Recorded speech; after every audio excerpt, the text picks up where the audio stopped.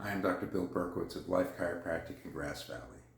Today, let's talk about the number one thing you can do to control your anxiety attacks.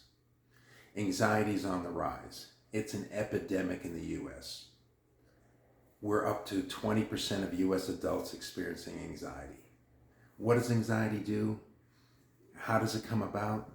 Really stress. And stress is the answer to everything, but controlling stress is something that will not help you get rid of anxiety or overcome anxiety or control it.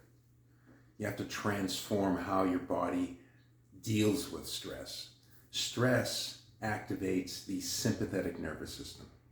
That's the fight or flight portion of your nervous system. That's the part of your nervous system that's tasked with survival. It deals with real and perceived threats. And what does it do? It mobilizes all of the body's resources to be able to fight or flee. That's why they call it the fight or flight part of the nervous system. It raises your heart rate. It raises your blood pressure. It increases your breathing. You tend to breathe up here and more rapidly and more shallow. It diverts blood to the muscles and away from your gut and your internal organs. It impairs sleep, because who needs to sleep if you need to survive? It impairs healing, digestion, everything that contributes to your overall well-being.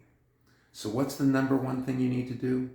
It has to do with the opposite of the fight or flight system, the parasympathetic system. And the primary portion of that is your vagus nerve. You need to, one, remove tension and interference from the vagus nerve. That's what I do as a chiropractor. That's where the focus of my clinical practice is creating balance and ease in the nervous system. You need to remove that tension from the vagus nerve.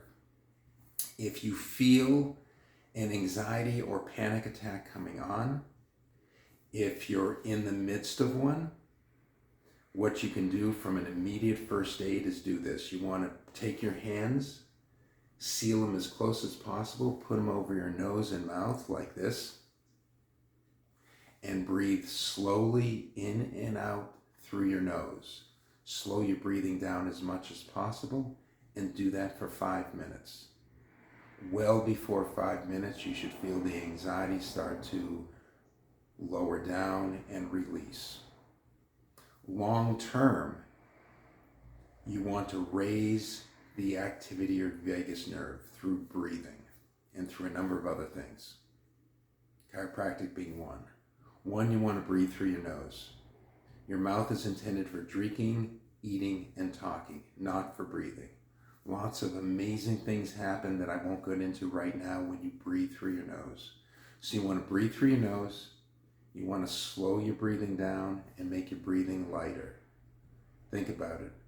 If you were feeling safe, you wouldn't be breathing heavy like that. You'd be breathing slower. So breathing slowly and lightly through your nose will activate the vagus nerve. You want to learn to breathe from your diaphragm, that muscle at the bottom of the ribs, not breathing through the upper chest and shoulders. Stand in front of a mirror in the bathroom and take a good breath and see how much motion do you see in the upper chest and shoulders. If you see them moving significantly, you're breathing improperly. You want to learn to breathe from your diaphragm. And then you want to do some vagal exercise breathing. These are breathing practices that will activate the vagus nerve. I don't have time to go into detail on this right now, but here are a couple of good principles, good ways to approach this. One, anytime you prolong your exhale relative to your inhale, you're activating the vagus nerve.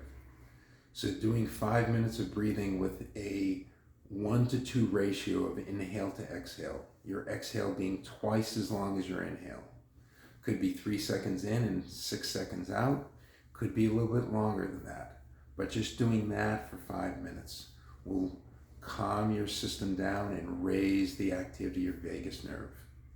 There's another technique called box breathing. So box has 4 sides. Here are the 4 sides, and they're all equal. So it's the same ratio of time to each side of the box.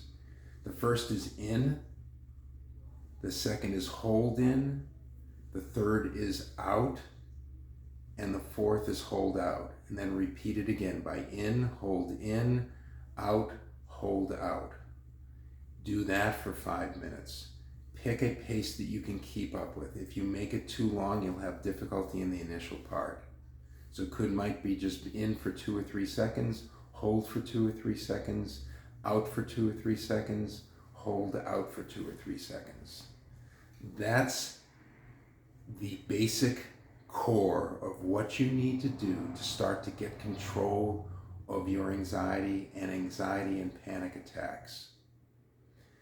Consider chiropractic care. Visit my website, lifewithinchiropractic.com, and I look forward to helping you out in future videos. Make sure to subscribe to my social media channels so you don't miss anything.